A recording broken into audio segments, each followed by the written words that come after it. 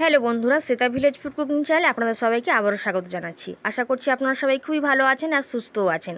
তো বন্ধুরা, আজকে আমি নিরামিষ বরবটি আলু দিয়ে একটা সবজি বানাবো বা তরকারি বানাবো। খেতে কিন্তু ভীষণ সুন্দর হয়। তো তার জন্য বরবটি আলুটাকে কেটে নিয়েছিলাম আর কড়াইতে 5 ফোড়ন আর শুকনো লঙ্কাকে দিয়ে একটু ভেজে নিচ্ছি। আর আজকে নিরামিষ রান্নাটা কিন্তু আমি সাদা তেলেই বানাবো। তো বন্ধুরা, প্রথমে বরবটি কড়াইগুলোকে তেলের উপর দিয়ে একটু ভেজে নেব। কড়াইগুলোকে একটু এইভাবে ভেজে নিলে কিন্তু তরকারিটা খেতে ভীষণ ভালো লাগে। আর এইভাবে খুন্তিটা দিয়ে নাড়াচাড়া করে বন্ধুরা তেলের উপরে আমি 10 থেকে 12 মিনিট কড়াইগুলোকে ভেজে নেব।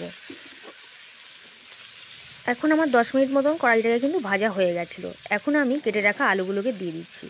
আলু এবং বরবটিটাকেও কিন্তু একটু ভালো করে এইভাবে ভেজে নেব।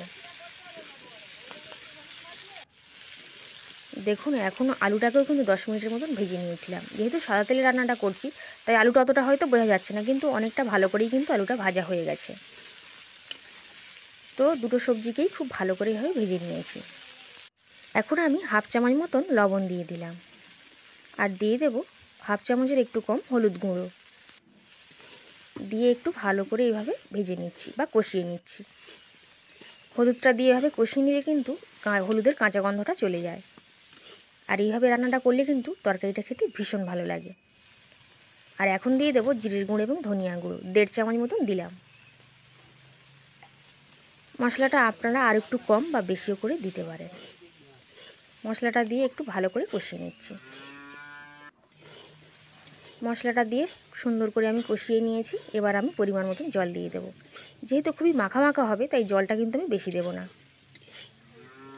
তো মশলাটা দিয়ে 4 থেকে 5 মিনিটের মতন কষানো হয়ে গেছিলো। এখন আমি 1 বাটি পরিমাণে জল দিয়ে দিলাম। এই রান্নাটা বন্ধুরা খুবই সাধারণ, কিন্তু গরম ভাতের সঙ্গে খেতে কিন্তু দারুণই লাগে।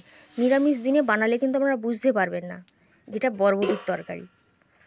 এখন একটু পরিমাণ জল দিয়ে ঢাকা দিয়ে দিয়েছিলাম। কিছুক্ষণ পরেই ঢাকনাটা খুলে নিয়েছি। দেখুন, বানাতে কিন্তু বেশি সময়ের প্রয়োজন পড়ে না। আলুগুলোকে একটুখানি আমি খুন্তিটা দিয়ে ঘেঁটে দিচ্ছি। এখন নুনটা দেখে নিয়েছিলাম। এখন একটা পাত্রে নামিয়ে নিচ্ছি। একটা প্লেটে আমি নামিয়ে নিয়েছি আর একটু সুন্দর করে সাজিয়েও দিয়েছি। কতটা সুন্দর দেখতেও লাগছে দেখুন। শুধু ভাত দিয়েই খাওয়া যাবে না, এমনি রুটি পরোটা সব কিছু দিয়েও কিন্তু খাওয়া যাবে। আপনারা কিন্তু যে কোনো দিন এই রেসিপিটা বানিয়ে নিতে পারেন। আশা করছি আজকের রেসিপিটা বা নিরামিষ বরবটি আলুর তরকারি রেসিপিটা বেশ ভালো লেগেছে। যদি ভালো লেগে থাকে অবশ্যই আপনারা বাড়িতে বানিয়ে খাবেন আর কমেন্ট করে অবশ্যই জানাবেন যে কেমন লেগেছে আপনাদের। আজ তাহলে এই পর্যন্তই। আবার হাজির হয়ে যাব অন্য কোনো রেসিপিতে। ততক্ষণ আপনারা সবাই খুবই ভালো থাকবেন আর সুস্থ থাকবেন। আজ তাহলে আসলাম বন্ধুরা।